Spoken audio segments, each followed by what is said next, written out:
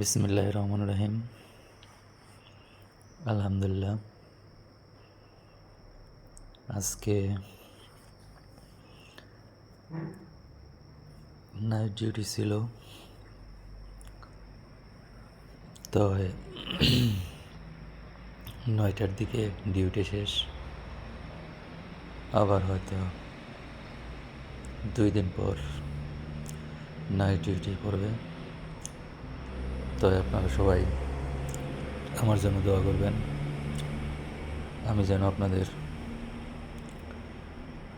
সঠিকভাবে সেবা দিতে পারি।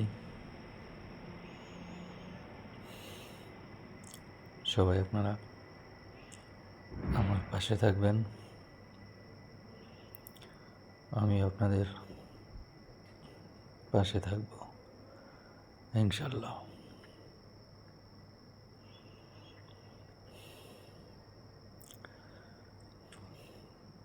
আর এখানে কি বলবো,